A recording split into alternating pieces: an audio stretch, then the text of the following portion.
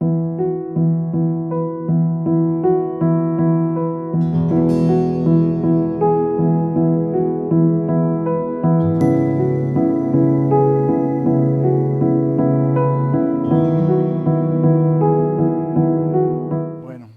días a todos.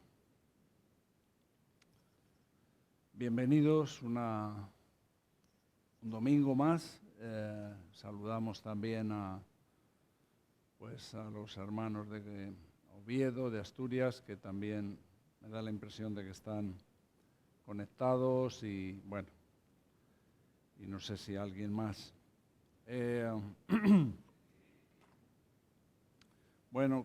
No sé, los que estáis aquí, pues ya lo sabéis.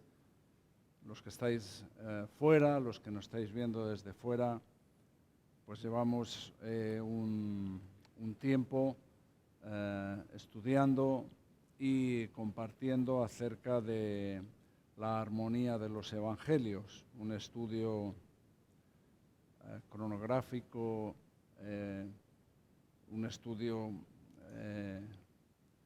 sobre los 4 evangelios de manera cronológica y al mismo tiempo visto desde los puntos de vista de los 4 evangelistas. Y hoy vamos a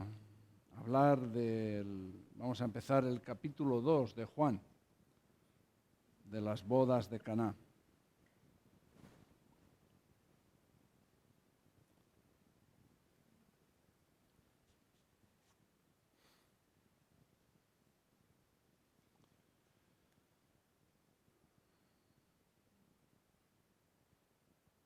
Leo. Al tercer día se hicieron unas bodas en Caná de Galilea y estaba allí la madre de Jesús. Y fueron también invitados a las bodas Jesús y sus discípulos. Faltando el vino, la madre de Jesús le dijo: no tienen vino. Jesús le dijo: ¿qué tienes conmigo, mujer? Aún no ha venido mi hora. Su madre dijo a los que le servían: haced todo lo que os dijere. Y estaban allí 6 tinajas de piedra para agua, conforme al rito de la purificación de los judíos, en cada una de las cuales cabían 2 o 3 cántaros. Jesús le dijo: llenad estas tinajas de agua, y las llenaron hasta arriba. Entonces le dijo: sacad ahora y llevadlo al maestresala. Y se lo llevaron. Cuando el maestresala probó el agua hecha vino, sin saber él de dónde era, aunque lo sabían los sirvientes que habían sacado el agua, llamó al esposo. Y le dijo: todo hombre sirve primero el buen vino, y cuando ya han bebido mucho, entonces el inferior. Mas tú has reservado el buen vino hasta ahora. Este principio de señales hizo Jesús en Caná de Galilea y manifestó su gloria, y sus discípulos creyeron en él. Después de esto descendieron a Capernaum, él, su madre, sus hermanos y sus discípulos, y estuvieron allí no muchos días. Perdón. Este milagro, vamos a tener un momento de orar por la palabra y empezamos. Señor, te pido que tu palabra sea manifestada, que tú te glorifiques en este lugar, en este día, a través de la predicación de tu palabra, a través de las oraciones, de las alabanzas, que tú seas alabado y glorificado como solo tú lo mereces, Señor. Señor, no queremos hablar de las cosas como nos parecen, queremos hablar de las cosas que a ti te parecen, Señor. que sea tu voluntad, que sea tu palabra la que sea enseñada y predicada y nada más que eso, Señor. En el nombre de Jesús pedimos tu ayuda y pido, Señor, que abras los oídos y los corazones para que tu palabra pueda ser sembrada y que pueda llevar y traer mucho fruto, Señor. Amén. Este es el primer milagro, o el milagro que inicia, que es el principio de la obra de Cristo o de su ministerio. Y el milagro en sí, ¿qué es el milagro? ¿De qué trata este milagro, esta obra? ¿Y cómo se desarrolla? Es muy apropiado, no es un milagro que se hizo y casualmente es el primero, sino que tiene una, vamos a decir,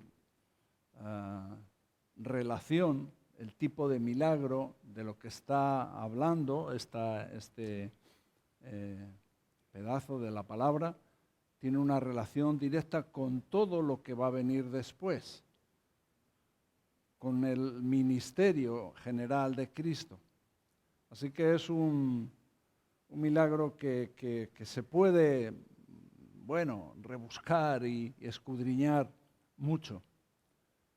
Tenemos seguidamente el capítulo 3, y todos conocemos y nos suena el capítulo 3 de Juan, por ser el momento en el que Jesús tiene un encuentro con Nicodemo. Y el tema es el nuevo nacimiento, la regeneración, el nacer de nuevo. Algo que es fundamental. No hay cristianos que estén a un lado, que no han nacido de nuevo, y cristianos que sí han nacido. Si somos cristianos, si somos parte de la iglesia, si somos nuevas criaturas, es porque hemos experimentado un nuevo nacimiento. Y el preámbulo, lo que va preparando un poquito el terreno, por ejemplo, al capítulo 3 y al resto del libro de Juan, es este principio de señales, donde el agua es convertida en vino, donde hay una transformación, donde hay un cambio de naturaleza, un cambio completo. No tiene nada que ver el agua y el vino. Hay una transformación, un cambio. Y de eso es de lo que va a tratar el capítulo 3 y el resto del Evangelio, de personas transformadas, de un milagro, de un cambio de naturaleza, de algo que no tiene nada que ver, de algo que no sabe a algo que tiene sabor, de algo que no tiene color a algo que tiene color, una transformación completa, una evidencia. Que el agua se convirtió en vino es una evidencia. Nadie podía dudar, ni viéndolo, ni oliendo, ni probándolo. Se podía dudar de que ahí había pasado algo, había habido una transformación. Y eso es lo que debería de haber en nosotros como cristianos. Una vista diferente. Se nos tendría que ver diferente, se nos tiene que oler diferente, se nos tiene que saber, tenemos que tener un sabor diferente, nada que ver. Es un adelanto, este milagro, del propósito de Cristo, de a qué había venido Cristo. Cristo estaba solamente con una parte de sus discípulos, 6 posiblemente, y está sentando las bases de su ministerio. está compartiendo de alguna manera con los discípulos a qué había venido, cuál es el propósito de su venida. Y curiosamente esto nos da siempre detalles precisos, la palabra al tercer día se hicieron unas bodas. Vemos cómo Juan es muy específico, al tercer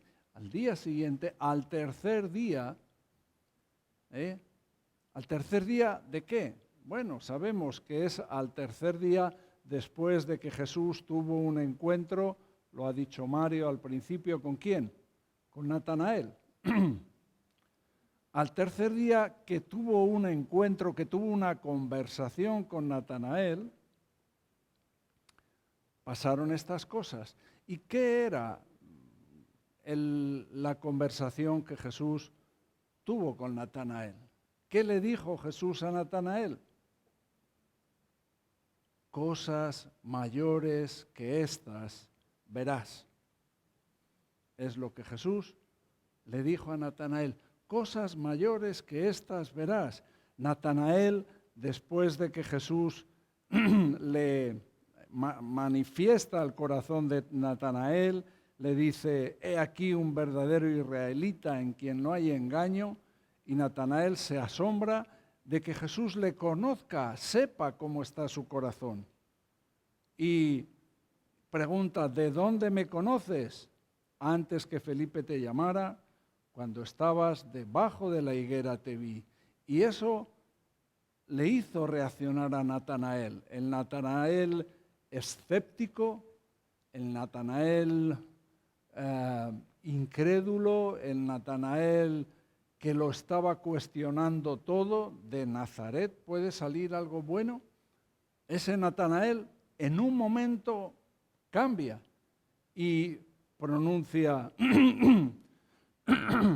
perdón, Rabí, tú eres el Hijo de Dios, tú eres el Rey de Israel. Y entonces Jesús le dice, porque te dije, te vi debajo de la higuera, ¿crees? Con esta poca palabra, con este poco revelación, con esta simple frase, ¿te ha servido para creer? Y entonces hace una promesa y le dice, cosas mayores que estas verás. Y esa es una profecía para Natanael que podemos verla a lo largo de los tiempos. Natanael verá cosas mucho mayores, pero hubo algunas que no tuvo que esperar mucho, 3 días. 3 días. Y Natanael vio cosas mayores, que simplemente Jesús supiera algo de la vida de Natanael. Y curiosamente también es un detalle que sea al tercer día, como un adelanto de que al tercer día, después de que las esperanzas de los discípulos se desvanecieron cuando vieron a Jesús morir en la cruz, después de que les vino esa tristeza, esa pesadumbre de ¿y ahora qué? Después de que Jesús les había dicho, es necesario. Jesús ya les había anticipado de que iba a morir, pero que al tercer día iba a resucitar. Pero qué incrédulos somos, ¿no? Para ciertas promesas de Dios y sobre todo para ciertas promesas que tienen ese carácter sobrenatural, que va a morir y al tercer día resucitará, pues igual no hemos entendido bien, igual no lo sé, porque cuando murió no dijeron, no, tranquilos, no, vino una tristeza, una pesadumbre sobre ellos, pero al tercer día resucitó. Y aquí Natanael al tercer día vio cosas mayores que estas. Este es un milagro que solo perdón, aparece aquí en el Evangelio de Juan. No está en el de Mateo, porque Mateo no estaba todavía con los discípulos. Y bueno, algunos sugieren que el hecho de que Natanael era de Caná, de Galilea, que a lo mejor fue Natanael el que le invitó, el que dijo, ven, que hay una boda en Caná de Galilea. Algunos han sugerido eso, aunque la mayoría lo que piensan es en María, porque María estaba allí, y estaba allí con un papel de organizar, parece, ¿no? Por eso va a Jesús, se les ha acabado el vino. María estaba allí, así que algunos sugieren que posiblemente era un familiar de ella, y bueno, pues por las circunstancias les invitaron y aparecieron allí Jesús y sus discípulos. Y luego algunos de ellos pues eran de allí, de Caná de Galilea, como Natanael. Pero no solamente es este punto o esta anécdota o esta circunstancia la que es para resaltar en cuanto a María, el papel de María, de si es un familiar, de si es más protagonista o menos protagonista, en cuanto a que si ella es la causa de por qué fueron a la boda. No lo sabemos, y entrar en muchas cosas es especular. Pero lo que sí vemos es un papel espiritual, vamos a decir, María está manifestando su entender, su teología. Y esto es algo que es muy importante para los cristianos, en tanto que hay millones y millones y millones de personas en el mundo que creen que María tiene un papel en la teología mucho más alto a veces que el propio Hijo, que el propio Jesucristo. Es María la que es adorada, es María la que se le considera intercesora entre Dios y los hombres, es María la que se dirige en oraciones y misas y procesiones y digna de una veneración increíble. España es un buen ejemplo de ello. Pero aquí María está explicando bien cuál es la teología, cómo funcionan las cosas. Y lo vemos claramente cuando hay un problema, cuando la cosa se quiebra, cuando la cosa se atascó, se complicó. Ella se dirigió al Hijo. Ella habló con su Hijo y se lo planteó a Jesús. Jesús, no tienen vino. Y después al resto les dio un mensaje que es extensivo, que también es un mensaje para nosotros. ¿Y cuál fue? Haced todo lo que Él os diga. Esa es la teología de María. Qué bueno sería para el mundo si, aparte de creer que María fue lo que no fue, o de que María fue intercesora entre Dios y los hombres, que no lo es, qué bueno le hubiera sido a millones de personas haber escuchado a María, haber hecho caso del mensaje de María. Haced todo lo que Él os diga. Es una buena manera de hablar con los católicos. ¿Tú crees en María? Sí, sí. ¿Y tú crees que María es digna de obedecer lo que dice o de escuchar lo que dice? Porque tenemos una palabra, la Biblia, donde nos dice qué es lo que dijo María. aparte de otras muchas cosas. Pues sí, pues mira, María dijo, haced todo lo que Él os diga. Ella no tenía en sí ningún poder. Ella lo que hizo fue redirigir a la gente hacia Cristo. Aunque hay también otras versiones, algunos piensan, como Calvino, que el hecho de que María le dijera a Jesús, no tienen vino, Calvino piensa que no estaba buscando María un milagro, no estaba buscando María una intervención milagrosa por parte de Jesucristo, sino que simplemente le estaba pidiendo que les diera un discurso, que les hablara, que les entretuviera de alguna manera, mientras se miraba a ver cómo íbamos a hacer o qué se iba a hacer. Aunque no tiene mucho sentido pensar eso si lo siguiente es haced todo lo que Él os diga. ¿El problema cuál es? ¿Cuál es el problema?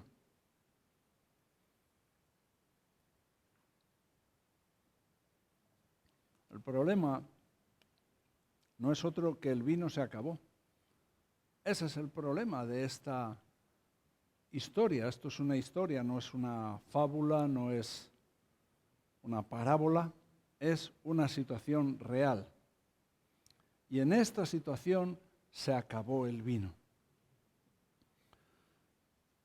También unos dicen que porque eran pobres y no tuvieron, otros dicen que es que fueron más invitados de la cuenta, otros le echan la culpa a Jesús y a los discípulos, no es que se presentaron sin ser invitados y se acabaron el vino. Las bodas en aquel tiempo no son como las bodas aquí, eran bodas que podían durar hasta una semana, hasta 7 días. Y eso es en lo que tenemos que centrarnos, en cuál es el problema y qué tiene que ver esto con nosotros. Pero para ver ese problema y para ver esto, qué tiene que ver esto con nosotros, hay el escritor, Juan, explica cuál es el propósito de lo que estaba pasando allí. Porque ese es la pista, ese es el rastro que nos va a llevar a entender las cosas, a entender la palabra de Dios. Dios no nos deja completamente a oscuras y sin entender, con una falta de entendimiento sobre ciertos asuntos. Y aquí, o sea, no solamente nos explica una historia tal y como es, que no es difícil de ver o interpretar, sino que nos da una pista clara de cuál es el fundamento, el propósito de lo que estaba pasando allí. Y es lo que dice el versículo 11. ¿Qué dice el versículo 11? Este principio de señales hizo Jesús en Caná de Galilea, ¿y qué? Y manifestó su gloria y sus discípulos creyeron en él. La manifestación de su gloria. Ese es el propósito de por qué estamos aquí esta mañana. Si esto es una reunión social, si esto es una actividad de una asociación, pues estamos equivocados. Ese no es el propósito de estar aquí esta mañana. Y realmente la gente que viene a esta reunión tendría que tener, o por lo menos el interés de saber o de entender o de ver cómo poder ser transformado, cambiado, o los que son cristianos, que sea manifestada su gloria. Ese es el propósito de todo lo que hacemos. Y este era el propósito de esta señal, de esto que estaba pasando aquí. Así que todo lo que estudiemos, todo lo que entendamos y veamos en este texto, por ejemplo, tenemos que verlo con este tipo de mentalidad, con este tipo de visión. Dios quiere manifestar su gloria. Y esto es lo mismo que Dios quiere hacer en medio de nosotros. Dios quiere manifestar su gloria. La pregunta sería, ¿cómo vivimos nosotros? ¿Cómo actuamos nosotros? ¿Ese es nuestro anhelo? ¿Esa es nuestra oración? ¿Ese es nuestro deseo? ¿Que Dios manifieste su gloria?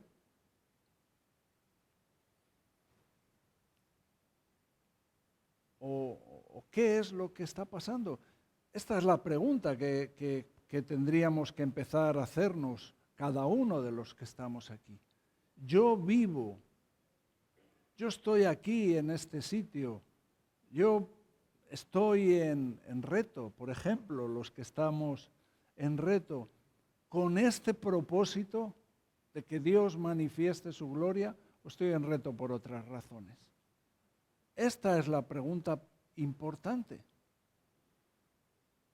Yo entiendo que hay gente que tiene circunstancias y situaciones, pero los que son cristianos, los que ya han tomado una decisión, los que ya han experimentado el agua convertirse en vino, los que ya saben, tienen color, ya huelen, ya no es agua, ese debe de ser el propósito, porque entonces o los cántaros están vacíos o todavía estamos con agua. No ha habido un nuevo nacimiento, no ha habido una experiencia. Y esa es una pregunta, eso a veces nos da miedo, nos asusta. Pero a veces decimos que sí, que somos ya esas criaturas que han nacido de nuevo, pero la gente mira y ve algo transparente, no ve algo con color. La gente mira y se acerca y no huele a nada, ni sabe a nada, porque el agua no se ha convertido en vino. Posiblemente el novio, la mayoría piensan que debería de ser así, piensan que el novio es el responsable, el que se debería de haber encargado de proveer. Esta es una palabra importante, proveer, de que no faltara nada. Estamos hablando de 7 días. Hay que proveer comida para 7 días, hay que proveer vino para 7 días. El novio era el encargado de la provisión, de que no faltara nada. Pero ¿cuál es el problema?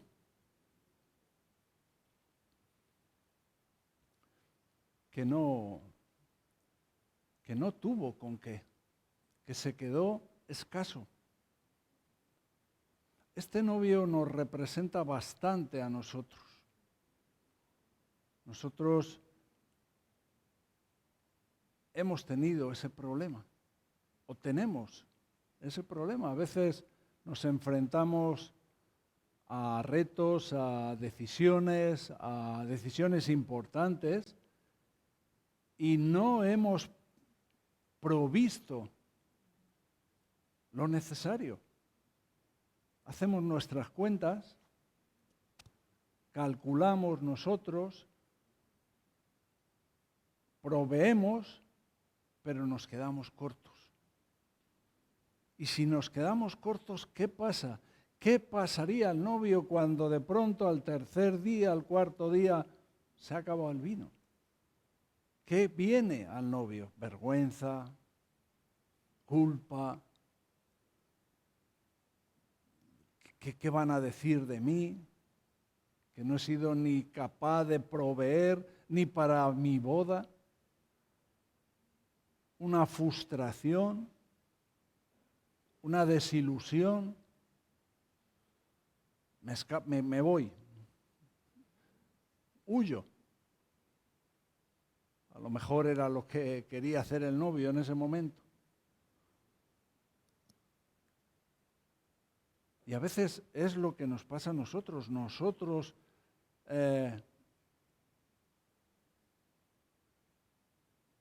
cuando somos nosotros con nuestros planes, nuestros argumentos, nuestra idea de las cosas, las que tenemos, los que proveemos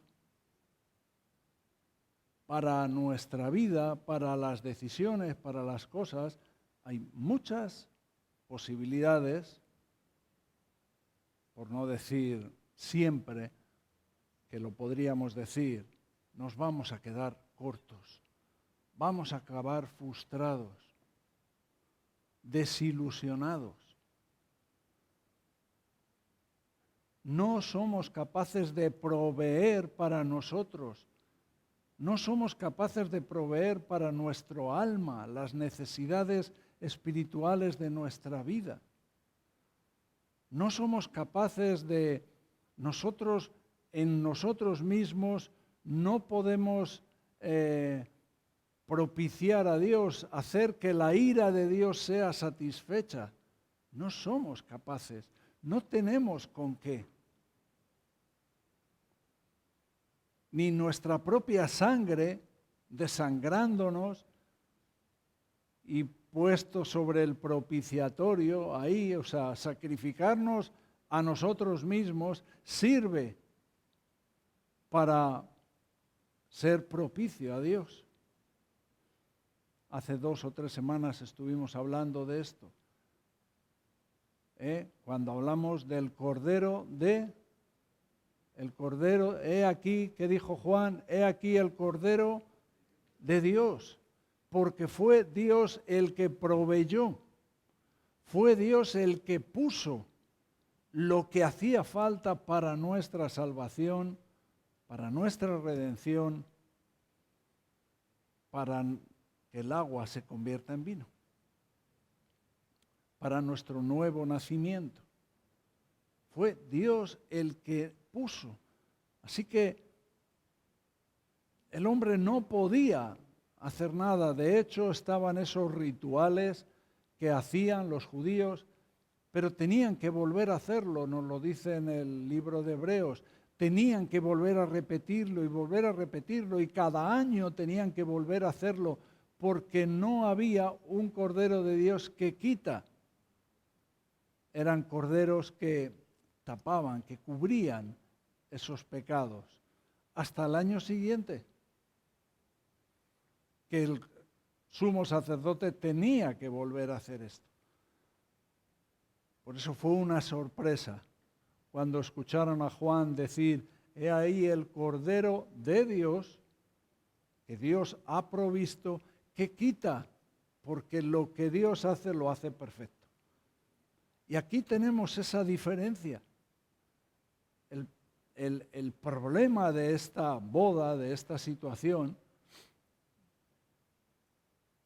donde, fíjate, qué cosa tiene un hombre que quiere que salga bien especialmente, más que su boda. Bueno, hay cosas que tampoco son muy problemáticas si no salen bien. Bueno, quieres hacer algo, no te sale bien, cuando te dicen, cuélgame un cuadro en casa, y te queda torcido, bueno, tampoco no es un problema. Pero tu boda no, un hombre no quiere que salga bien, no es el momento donde un hombre quiere que todo es perfecto, pero ni para lo más nosotros somos capaces de proveer.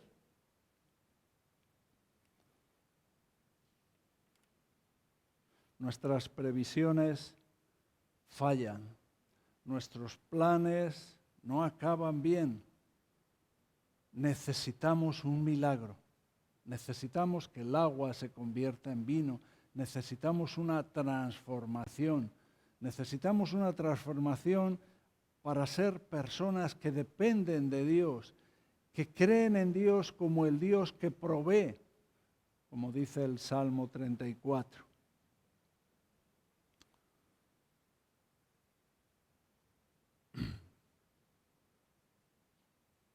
La conversación que tiene con su madre, con María, indica que Jesús mismo nos enseña que Él está sujeto a los planes de Dios, aunque acaba haciendo lo que le pide, pero para Él lo importante es que se haga la voluntad de Dios en el tiempo de Dios. Y la otra cosa que es que nos indica, que nos dice el texto, es que esto lo hace en las tinajas de la purificación. Los judíos tenían estas tinajas grandes, donde igual podían entrar 60, 80 litros en cada una, y eran las tinajas de la purificación. Los judíos tenían la costumbre de lavarse las manos, los fariseos lo hacían muchísimas veces, de purificarse, hacer un rito de purificación para muchas de las cosas que hacían, ¿no? Esas tinajas representan la tradición, representan la religión, lo que el hombre hace para estar bien delante de Dios. Pero date cuenta, ni eso lo hacían bien, porque estaban vacías.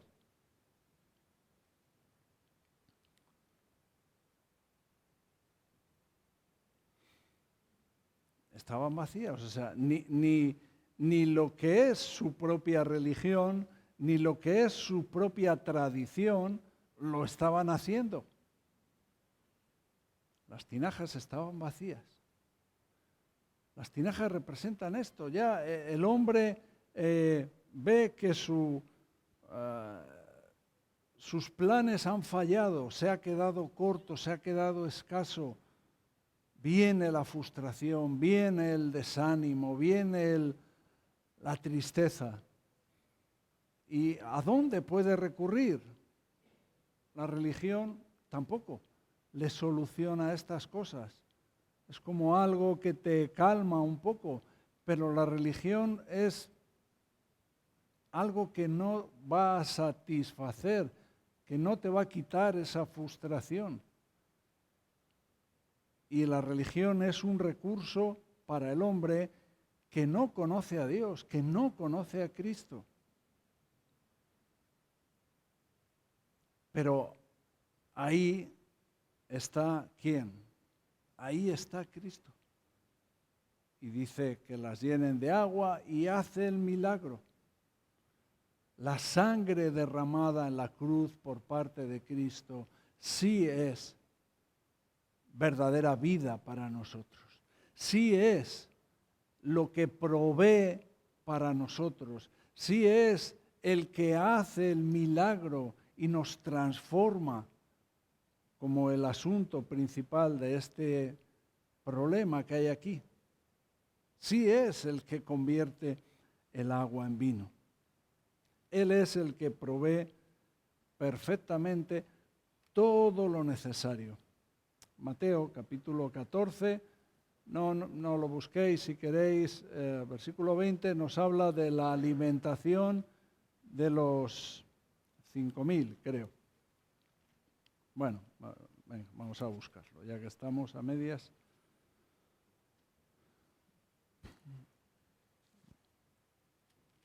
Mateo 14.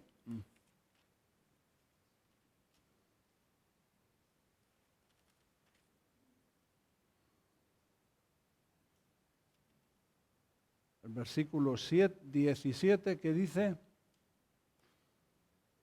y ellos dijeron, no tenemos aquí sino 5 panes y 2 peces. Este es un buen ejemplo de cómo enfocamos nosotros las cosas. 5.000 personas y lo que tenían 5 panes y 2 peces. Eso representa muy bien a veces nuestra vida, nuestras decisiones. Un gran problema, una gran situación y lo queremos solucionar con 5 panes y 2 peces. Pero ¿qué es lo importante de este milagro? Es que Cristo estaba allí. Si Cristo está, si Él manifiesta su gloria en medio de nosotros, todo es posible. Aunque seamos 5.000 y haya 5 panes y 2 peces, es posible. Él es nuestro proveedor. Versículo 20. Y comieron todos, y no solamente comieron todos, y se saciaron y recogieron lo que sobró de los pedazos, 12 cestas llenas. Así es, esa es como obra el Señor. Nosotros, nuestra parte, 5 panes y 2 peces. El Señor, comieron todos, se saciaron, o sea, comieron y y les sobró para llevarse para casa, para el domingo, para no cocinar. Les sobró. Bueno, volvemos a Juan.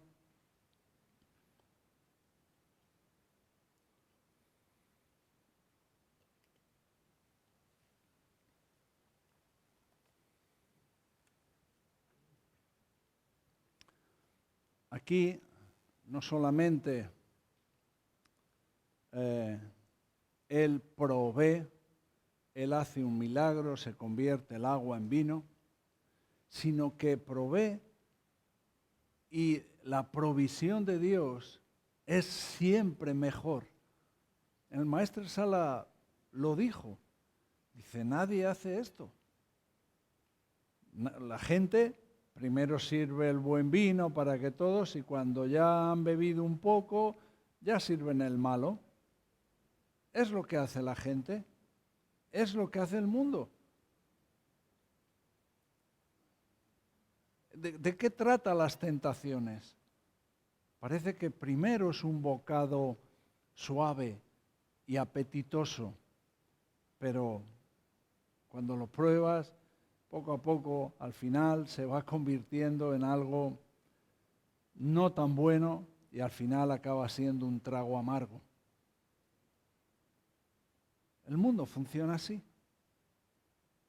Pero mira, aquí Cristo no solamente solucionó el problema, no solamente proveyó para que hubiera suficiente para toda la boda, sino que lo hizo. Cuando Dios hace las cosas, lo hace con el mejor vino, lo hace de una manera que todo el mundo se da cuenta. O sea, no es que llega el vino hasta el final, es que cuando lo probó dijo, ¡guau! Esto es lo mejor. Nadie hace eso. La gente tiene que ver que hay algo en nuestra vida que no solamente llega, es suficiente, sino que es mejor que lo que tienen ellos, que es mejor de cómo funciona el mundo. Ese debería de ser nuestro testimonio. Aquí la verdad es que también tenemos motivos a veces para entristecernos, ¿no? Porque no sé si eso es lo que ve la gente. De vez en cuando sí, y de vez en cuando ves que la gente habla o dice que hay algo en nosotros, ¿no? Pero bueno, eso debería de ser lo normal. Lo normal debe de ser que la gente vea el mejor vino en nosotros, que vea una obra diferente en nosotros, algo que les choca porque ellos no lo harían así. Ellos no tendrían ese buen vino para el final, pero nosotros sí. Deberíamos de estar así. Así que este es un principio de señales que aprendemos mucho. Nos habla de nosotros, de cómo podemos vivir tantas veces en medio de esas frustraciones. Cada vez que somos nosotros los que tomamos el control y decimos, bueno, esto lo organizo yo, esto lo decido yo, cada vez que somos nosotros los que cogemos la calculadora o los que hacemos los planes o lo que sea, frustración. Y además, la religión, lo que es ritual y religioso, no sirve. No sirve. Solo Cristo es suficiente. Solo Cristo es nuestro proveedor. Aquí se acaba lo ritual, lo religioso. Uno de los nombres de Dios es Jehová Jireh. Jehová nuestro proveedor. Uno de los nombres de Dios es eso. Él es nuestro proveedor. Estaba mirando ayer, viendo a ver cómo se pronuncia bien, pero bueno. Y me salió una cosa sobre el nombre de Dios. Y decía que el nombre de Dios es un tetragramatón, son 4 consonantes. Y algunos lo leen como Jehová, otros lo leen como Yahvé. Pero los rabinos dicen que eso no tiene una pronunciación con vocales. No existen las vocales en ese nombre. Y algunos, no sé lo que hay de cierto en ello, pero bueno, me llamó la atención. Lo cuento porque me llamó la atención. No tengo un respaldo bíblico. Decía como que los rabinos, que este nombre para poder pronunciarlo es como una respiración profunda, ¿no? Como el ruido que hacemos en una respiración profunda es la manera en la que se puede leer esas 4 consonantes a la vez. Y decían los rabinos que cuando un niño nace, llora y empieza a respirar, que lo que está haciendo realmente es pronunciar el nombre de Dios. Lo primero que hace un niño cuando nace es pronunciar el nombre de Dios. Y que cuando morimos es cuando dejamos de pronunciar el nombre de Dios. Por eso la Biblia nos dice, todo lo que respira, alabe al Señor. Porque cada respiración es proclamar el nombre del Señor. Bueno, suena así como bonito. No. Ahora no sé lo que hay de cierto en todo esto, pero bueno, lo vi y me llamó la atención. Jehová Jireh, Dios nuestro proveedor. Y aquí ahora se nos puede ir la mente, podemos pensar en el maná, un pueblo enorme, unos dicen 2 millones, sin comida, y Dios ¿qué hace? Derrama el maná y no les daba maná para que recogieran y guardaran para el día siguiente. El día siguiente tenían que recoger el maná también. ¿Por qué? ¿Qué lección estaba enseñándoles Dios? Dios les estaba enseñando su nombre, Jehová Jireh. Dios es nuestro proveedor. Él es el que provee. Cada día recibían ese maná del cielo. Así que, ¿cómo tiene sentido la fe? La fe en nosotros es creer, es esa certeza de que Él va a proveer, no solo lo material, pero va a proveer todo lo espiritual para que no acabemos frustrados, para que no quedemos desilusionados, avergonzados. Abraham y el carnero. Dios le había dicho de ir a sacrificar a su hijo y Dios proveyó. Y de pronto ahí había un carnero que era lo que tenía que sacrificar a Abraham. Dios proveyó. ¿Por qué? ¿Qué vemos aquí en este milagro de las bodas? ¿Cuál es la bendición? Cristo estaba allí. Igual que cuando comieron los 5,000, ¿qué era la gracia, la misericordia? Cristo estaba allí, Él estaba allí, entonces estaba la provisión. Cristo está aquí. Cristo está en nuestras vidas. Clamamos para que la presencia de Dios, para que Cristo habite en nuestras casas.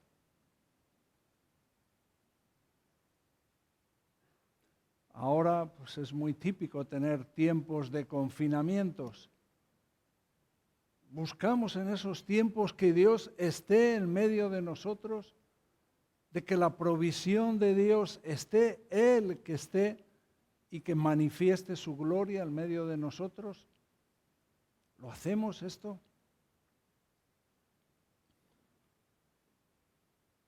Y no solamente hubo provisión, sino que el mejor vino. Es una ley que podemos ver que a veces va a ocurrir en nuestras vidas, que a veces es en nuestra incapacidad, en nuestras frustraciones, es cuando más veces recurrimos y decimos, Señor, provee, por favor. Pero al contrario, cuando estamos más satisfechos con lo nuestro, cuando estamos más confiados en lo nuestro, en nuestros planes, decisiones, momentos, cosas, no sé qué, pues nos alejamos más de Dios y de su provisión. Nos alejamos, nos vamos a la religión, nos vamos al ritual, pero no vamos a estar con el mejor vino, desde luego que no. Desde luego que no. Así que somos suplidos por la misericordia, la gracia, la abundancia, la riqueza de Dios. Jehová proveerá. Amén. Vamos a orar.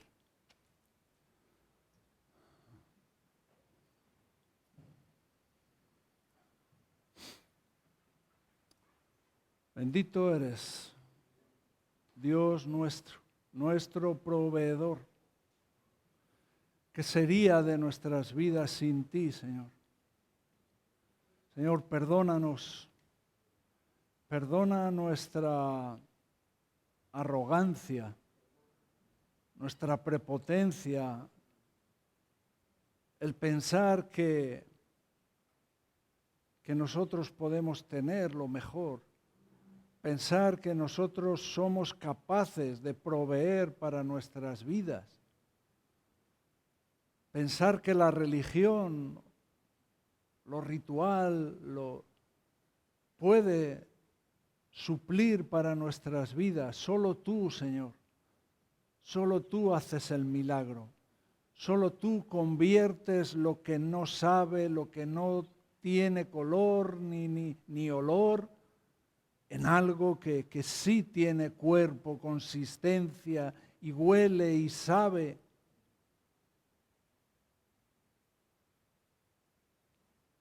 Que la gente pueda ver eso, Señor.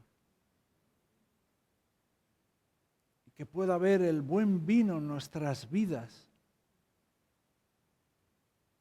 Que puedan ver ese milagro en nosotros, Señor. Por favor, necesitamos ayuda, Señor. Señor, queremos que tú te manifiestes en medio de nosotros. Que te manifiestes sobrenaturalmente, Señor. Señor, somos débiles, yo reconozco mi debilidad, el orgullo, la vanidad, el egoísmo, tantas cosas que me mandan mensajes, que nos mandan mensajes a nuestra mente de pensar, tú puedes, tú eres capaz. No, Señor. Convéncenos de una vez por todas que solo tú eres nuestro proveedor. De tu abundancia, Señor, de tu riqueza, de tu misericordia es de donde podemos confiar. Susténtanos como lo hiciste con tu pueblo en el medio del desierto. Que nuestra visión de nuestra vida sea levantarnos por la mañana y mirar al cielo y decir, Señor, provee para mi vida. Derrama ese maná espiritual que necesitamos para cada día, Señor. El pan nuestro de cada día, dánoslo hoy, Señor. Porque tú eres nuestro proveedor. Oh Señor, por favor, mete esto en lo profundo de nuestros oídos, en lo profundo de nuestros corazones, Señor. Porque si esto es así, entonces seremos gente tremendamente agradecidos, Señor. Tremendamente agradecidos. No habría quejas, no habría críticas, no habría tantas cosas que a veces hay, Señor, en nuestras vidas. Señor, pedimos de tu ayuda, Señor, y proclamamos y deseamos y anhelamos que tú te manifiestes, Señor, en el nombre de Jesús.